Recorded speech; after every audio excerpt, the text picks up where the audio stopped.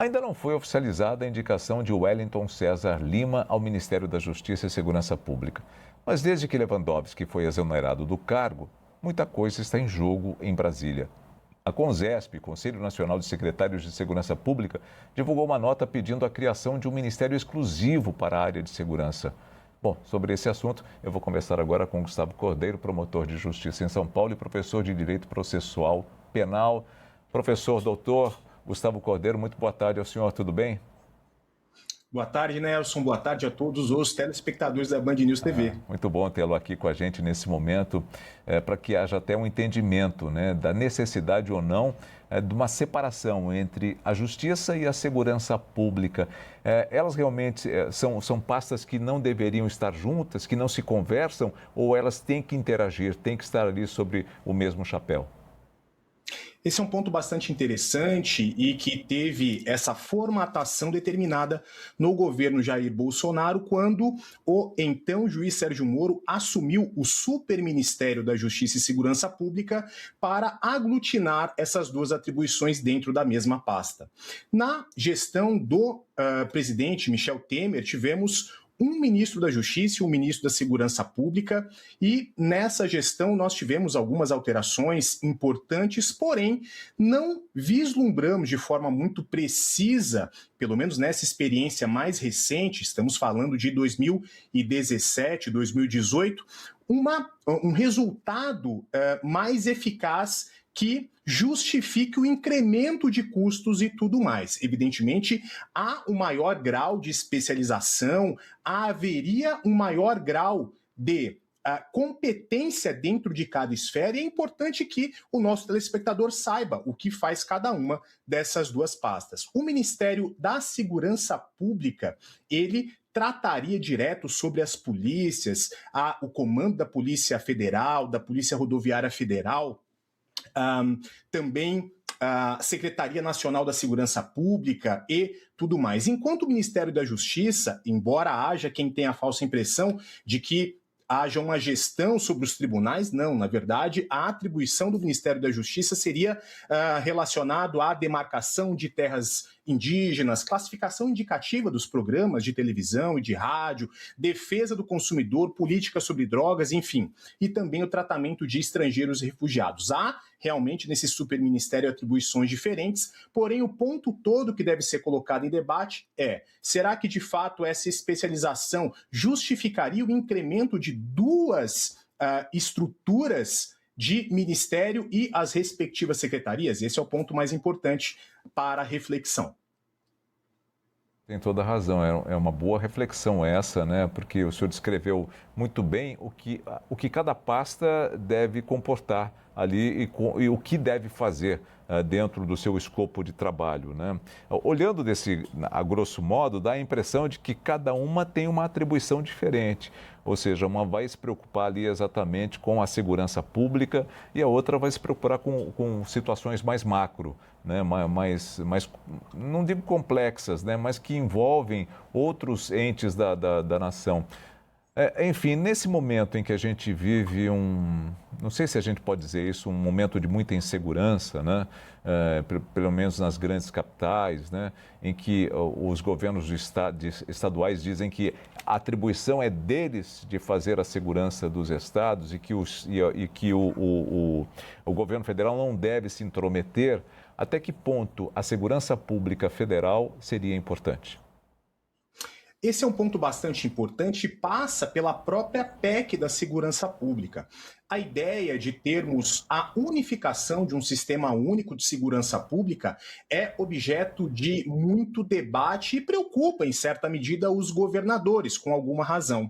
Porque a competência e o comando sobre as polícias militares e as polícias civis estaduais estão a cargo dos governadores. E a ideia da PEC da segurança pública seria unificar esse comando em âmbito da União, de modo que tanto as Forças Armadas, como também as carreiras de Polícia Federal e ainda polícias militares e polícias civis estaduais estariam debaixo do comando e da liderança da União na figura do presidente da República. Então, temos com isso uma preocupação do governo dessa concentração de poder nas mãos de um único ente federativo, o que esvaziaria também o poder desses governadores em relação às diretrizes locais de cada uma das suas polícias. Então, há, evidentemente, uma preocupação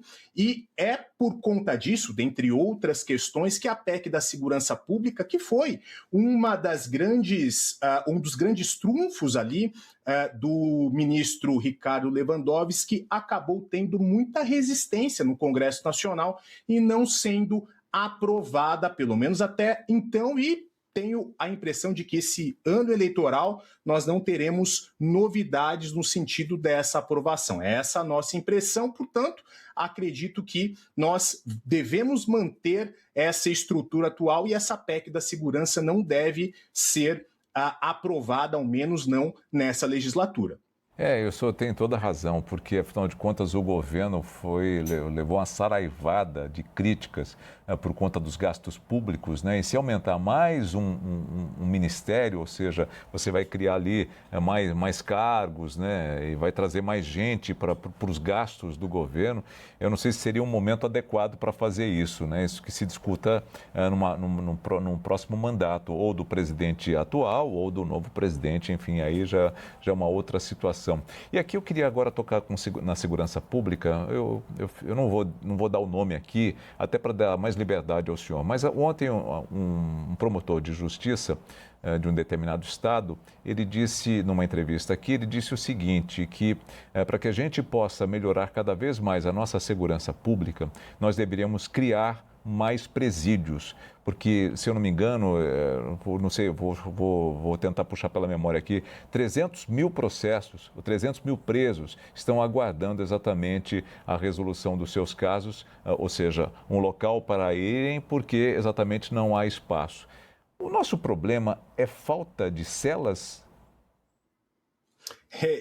Essa é a pergunta de milhões, Nelson, porque, na verdade, quando nós falamos a respeito de falta de vagas em penitenciárias, esse é um problema que há muitas e muitas décadas nós temos. Evidentemente, no mundo ideal, no plano ideal, o investimento em educação é o programa de longo prazo que deve acarretar dentro de alguns anos uma consequência nesse gargalo da criminalidade. Porém, nesse momento, nós precisamos trabalhar com aquilo que nós temos de realidade. Temos tido, desde 2011 até agora, uma série de mudanças legislativas com o objetivo de nós termos um maior esvaziamento, digamos assim, das prisões preventivas, aquelas prisões cautelares anteriores à condenação.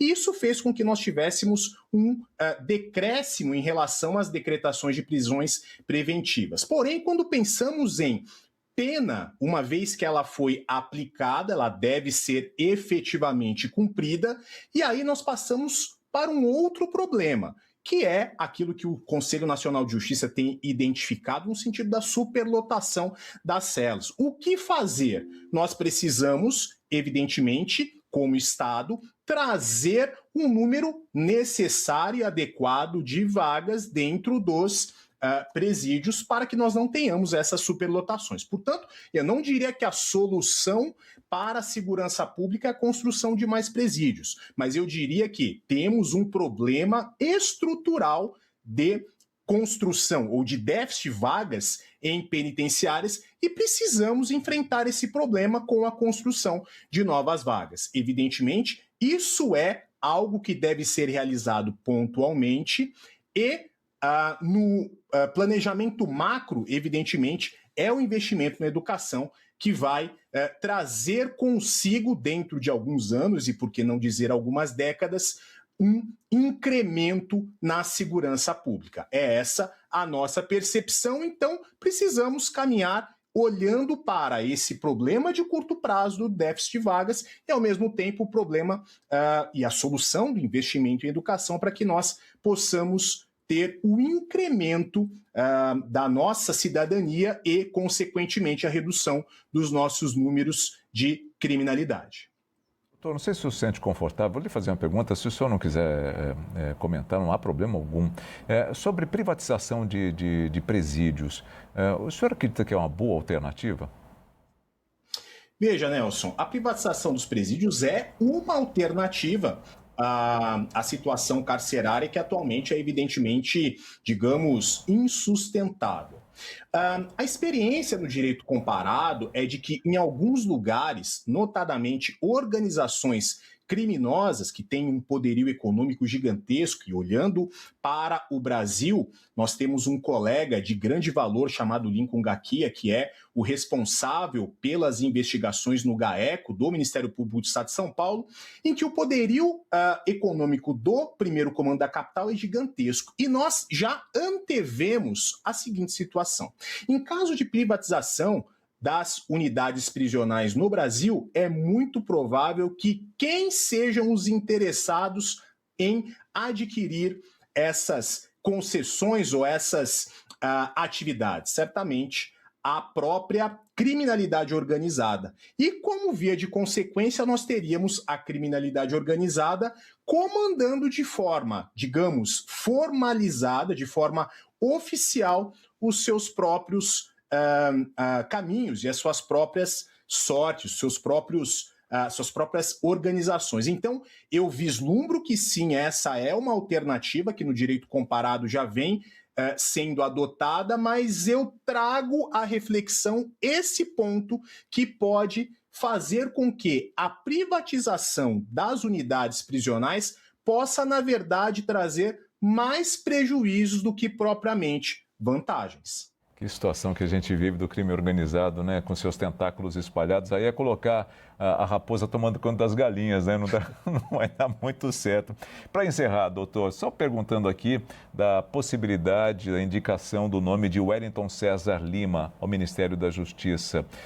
O senhor entende que é um bom nome? Na verdade, nós entendemos que a escolha de um ministro para uma pasta com essa repercussão, e certamente é uma das pastas mais importantes dentre os ministérios na União, é algo que diz respeito a uma expertise mais na perspectiva política do que na perspectiva técnica. Nós tivemos uma primeira indicação do presidente Lula, do ministro Flávio Dino, que tinha uma perspectiva mais política, embora fosse um juiz federal. E com a sua indicação ao Supremo Tribunal Federal, tivemos a sucessão com o ministro Ricardo Lewandowski, que também é um juiz, é um ministro aposentado, jubilado, também com perfil técnico, e agora, com essa nova indicação, consideramos que vai haver uma derivação de uma atuação mais técnica com Flávio Dino e com Ricardo Lewandowski para uma atuação mais política, mas certamente o novo ministro comporá as suas bases, as suas secretarias com nomes com expertise técnica dentro do sistema de justiça que vão, ao menos até 31 de dezembro de 2026, levar adiante essa pasta tão importante. Doutor Gustavo Cordeiro, promotor de justiça em São Paulo e professor de Direito Processual Penal, muito obrigado. Alegria nossa, um forte abraço a você, Nelson, e a todos os nossos telespectadores.